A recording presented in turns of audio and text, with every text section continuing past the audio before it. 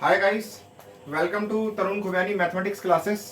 आज हमारी video number 17 है, जिसमें हम मिसलेनियस स्टार्ट करेंगे चैप्टर 1 की।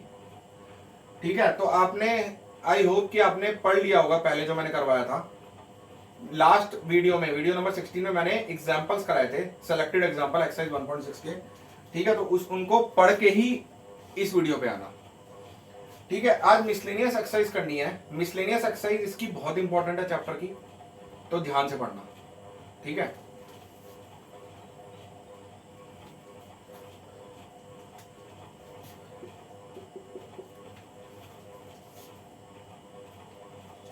Decide among the following sets which set are subset of one and another. कौन सा सेट सबसेट है एक दूसरे का।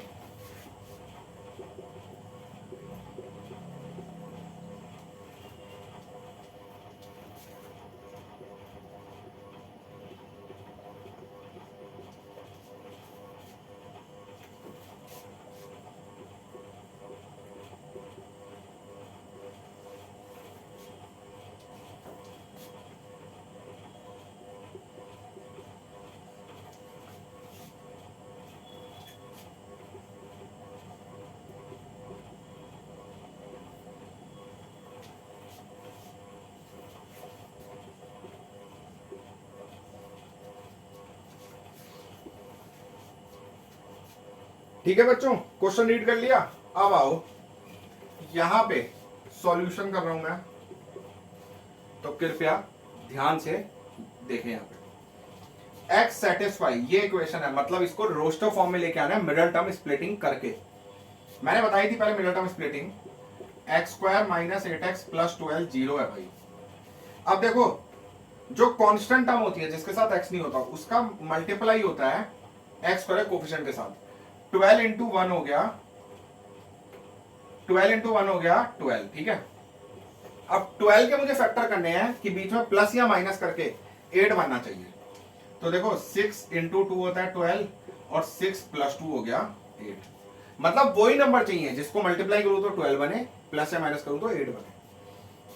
ठीक है, तो एक्स स्क्वायर माइनस 8 की जगह कर दो 6 प्लस 2 इंटू एक्स प्लस 12।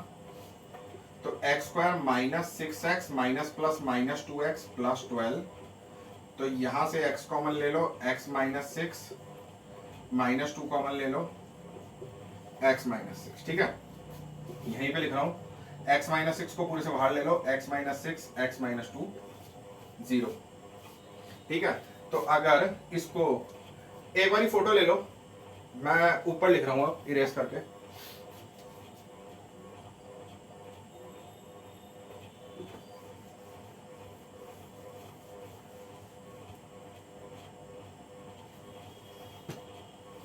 यहां पे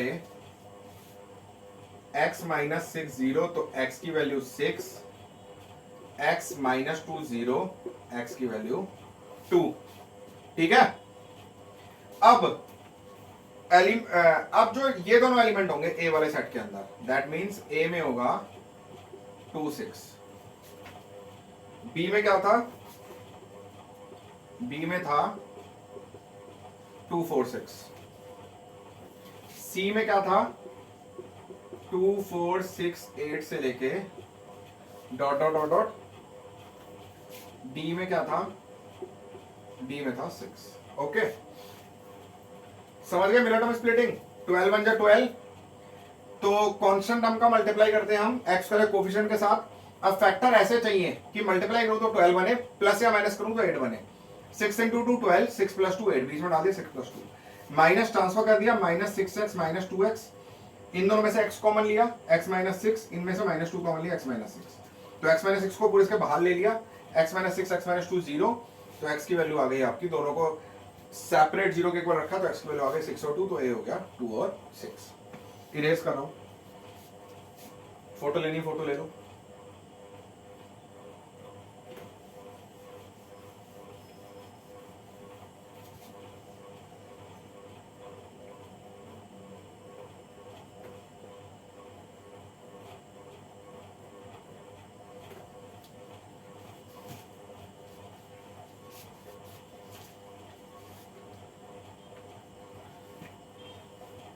अब देखो भाई, बताना है कौन सा सेट एक दूसरे का सबसेट है। सबसेट याद है भाई, a set A is said to be a subset of set B if every element of A is also an element of B। मतलब A के सारे एलिमेंट जब B में है तो A B का सबसेट है। जैसे A में है 1 2, A में क्या है 1 2 एलिमेंट, B में 1 2 3, तो A B का सबसेट है बट B A का सबसेट नहीं है। ठीक है, दिमाग पर जोर डालो, सब याद आ जाएगा। और अगर मेरी पिछली वीडियो से देखी तो पहले पिछली वीडियो देखना, तभी यहां पहुंचना। अब देखो भाई, 8 2 6 है, बी है 2 4 6, ए के सारे एलिमेंट बी में हैं, तो ए हो गया बी का सबसेट। सबसेट का ये साइन था, याद आ गया होगा, दिमाग की बत्ती जल गई होगी। ठीक है, ए बी का सबसेट है। अब देखो, ए है 2 6, ए सी का भी है क्योंकि 2 6 सी में भी है। ठीक है, क्या ए डी का सबसेट है? नहीं है। कहा है? नहीं है ना, क्योंकि डी में तो सब 6 है, 2 का है। ठीक, ए बी का है, ए सी का है। ओके, अब बी पे आओ, क्या बी ए का सबसेट है? नहीं है, क्योंकि ए में 4 नहीं है।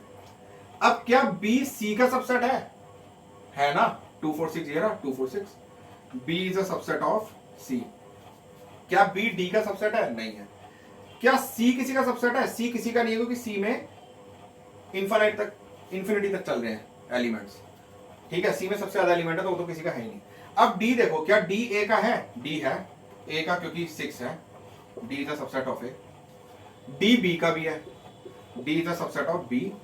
डी सी का भी है, क्योंकि 6 है, D is a subset of C. Okay,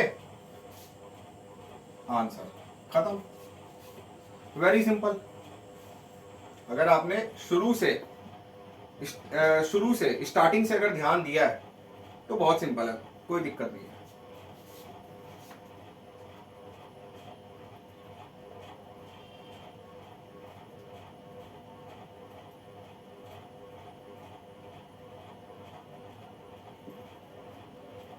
मैं मैक्सिमम क्वेश्चन सॉल्व करवाता हूं। ठीक है बच्चों, तुम देखते ही हो सारे क्वेश्चन ही, मतलब मैक्सिमम क्वेश्चन ही सॉल्व करवाता हूं मैं। तो आपको कहीं भी किसी कोचिंग सेंटर को ज्वाइन करने की जरूरत नहीं पड़ेगी। बस आप ध्यान से अगर यहां देखोगे तो आपको कोई भी प्रॉब्लम नहीं होगी।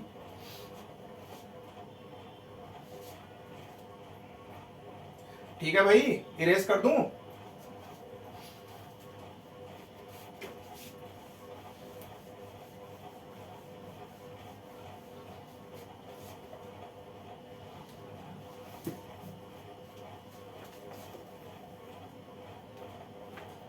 क्वेश्चन नंबर 2 पढ़ो पहले, क्वेश्चन नंबर 2 रीड करो।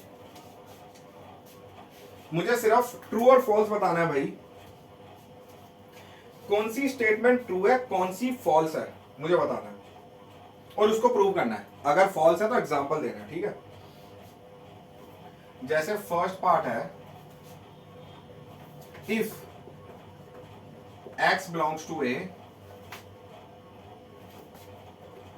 a belongs to b,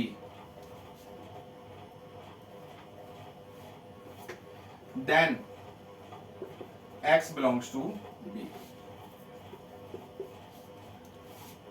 इस क्वेश्चन में मैक्सिमम बच्चों की मैंने देखा है हालत खराब होती है।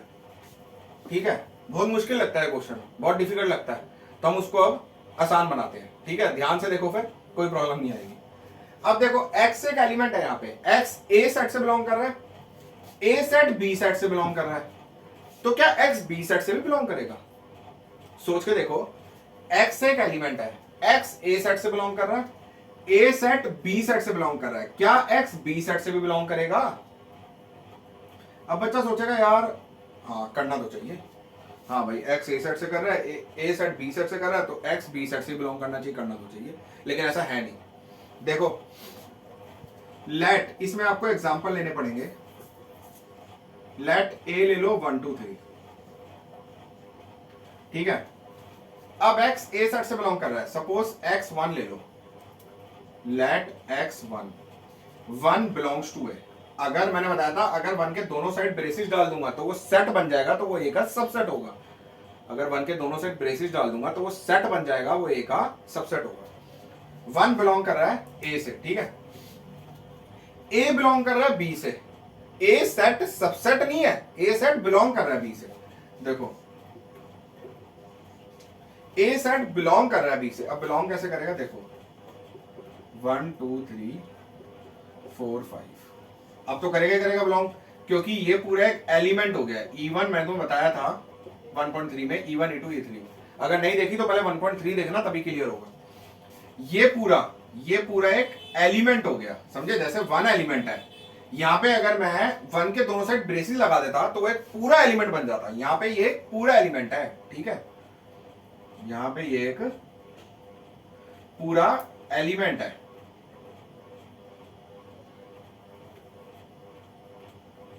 तो दिख ही रहा है वो। अब ए जो है, ए बिलोंग कर रहा है बी से।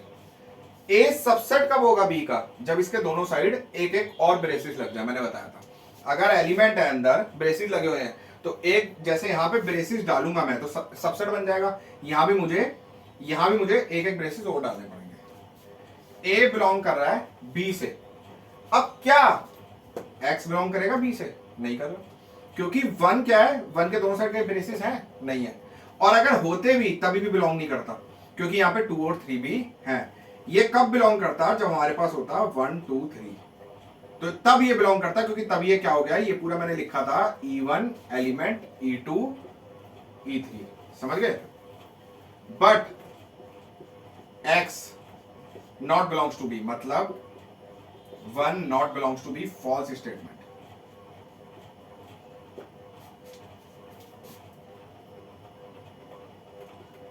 फॉल्स स्टेटमेंट, समझ गए बात? A 1 2 3, X ले लिया 1 बिलोंग कर रहा है A को, ओके? अब 1 बिलोंग कर रहा है A को। अब ऐसा एग्जांपल चाहिए, मतलब क्या है, इफ के बाद वाली जो चीज होती है ना, इफ के बाद वाली चीज मुझे गिवन होती है, देन के बाद वाली चीज मुझे प्रूव करनी होती है। तुमने पढ़ा होगा 9th क्लास में, 9th 10th में, बट अगर याद नहीं है तो मैंने इसे लिख भी दिया। इफ के बाद वाली चीज गिवन होती है, देन के बाद वाली चीज प्रूव करनी होती है, ठीक है जी? तो X 1 है, 1 बिलोंग कर रहा है A को, ठीक है? अब ऐसा चाहिए मुझे एग्जांपल, A बिलोंग करे B से, तो B हो गया 1 2 3 ब्रेसेस में 4 5। ये पूरा एक क्या हो गया? एलिमेंट हो गया। ये पूरा एक क्या हो गया? एलिमेंट हो गया। तो ये बिलोंग करेगा, A belongs to B। But क्या X मतलब 1 बिलोंग कर रहा है B से? 1 कहां बिलोंग कर रहा है? 1 तो बिलोंग ही नहीं कर रहा ना, समझ गए? तो 1 बिलोंग नहीं कर रहा, तो that means false statement, okay?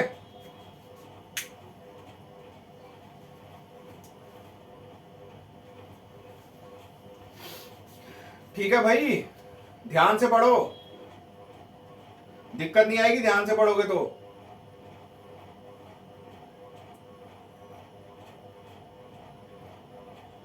Eleventh में पढ़ने लग जाओ। 11th में अब स्टार्टिंग से ही पढ़ने लग जाओ, फिर देखो आगे क्या होता है।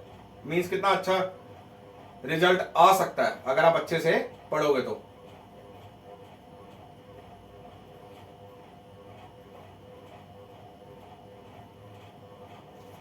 इरेज कर रहा हूं भाई।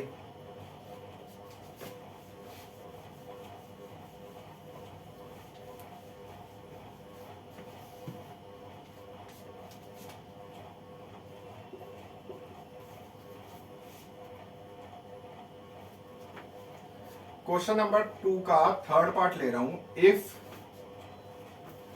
A is a subset of B and B is a subset of C, then क्या A सबसेट होगा C का? सोच के देखो, अगर A B का सबसेट है, B C का सबसेट है, क्या A C का सबसेट होगा? इफ के बाद वाली चीज मैंने बताई गिवन होती है, देन के बाद वाली चीज मुझे करनी होती है प्रूव, ओके? देखो अगर होगा ना, अगर देन के बाद वाली चीज होगी तो वो हर कंडीशन में होगी।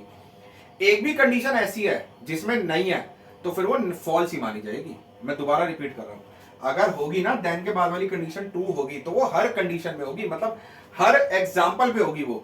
अगर एक भी केस पे, एक भी एग्जाम्पल पे नहीं है तो फिर वो फॉल्स ही मानी जाएगी, जैसे पिछले में था। अगर एक भी एग्जाम्पल आपने ऐसा ढूंढ लिया जिसपे नहीं है वो कंडीशन तो वो फॉल्स ही मानी जाएगी। ट्रू है तो हर कंडीशन पे होना चाहिए। एग्जाम्पल ले लो भाई, पता ही है, ठीक है? ए ले लो 1 2, बी ले लो 1 2 3, तो ए सबसेट हो गया बी का। अब बी को किसका सबसेट बना दे बच्चों, सी का बना दो भाई, तुम्हारे घर की खेती है, बना दो बी को सी का सबसेट। तो बी सबसेट हो गया सी का। क्या ए सी का सबसेट है? बिल्कुल है। ए 1 2 सबसेट है 1 2 3 4 का, ए के सारे एलिमेंट सी में हैं, तो देयरफॉर ए बी सी का सबसेट है। दैट मींस ये स्टेटमेंट ट्रू है, चाहे आप कोई भी एग्जांपल रख लो। ओके, चाहे आप कोई भी एग्जांपल रख लो, ये स्टेटमेंट ट्रू है। क्योंकि देखो एक सेट दूसरे का सबसेट है, ए बी का सबसेट है, बी सी का सबसेट है, तो ए तो सी का होगा ही होगा ना, ऑब्वियस ही बात है। दिमाग से सोच के देखो, ए बी का सबसेट है, बी सी का सबसेट है, मतलब ए के सारे एलिमेंट बी में है, बी के जो सारे एलिमेंट है वो सी में है, तो ए के तो सी में होंगे ही होंगे ना भाई। ठीक है,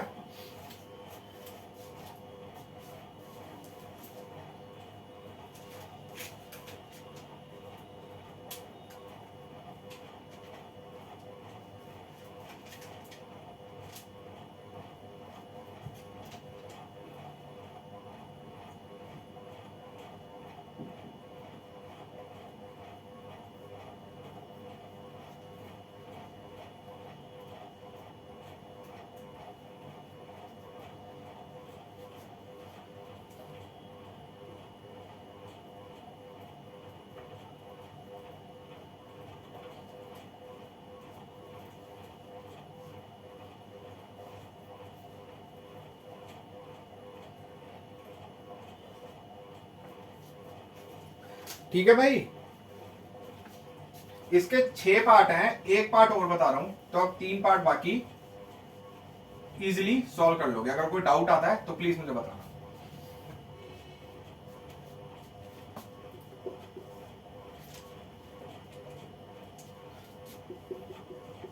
If x belongs to A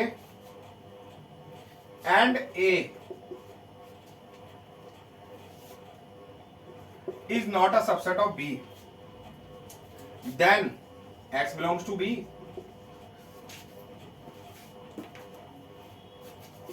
देखो भाई, x belongs to A का क्या मतलब है भाई, एक एलिमेंट है, लेट A ले लो 1 2 3 4, x ले लो 1, सपोज x हो गया 1 बिलोंग्स टू A, 1 बिलोंग कर रहा है A से। अब सपोज B ले लिया 2 3 4 5, ठीक है। अब A जो है वो सबसेट नहीं है B का, क्यों नहीं है? क्योंकि A में है 1 2 3 4, बट यहाँ पे 1 नहीं है, तो A जो है वो B का सबसेट नहीं है, क्योंकि A के सारे एलिमेंट B में नहीं है। ठीक है, 1 नहीं है क्योंकि। अच्छा, अगर यहाँ पे 1 2 3 4 5 होता फिर होता।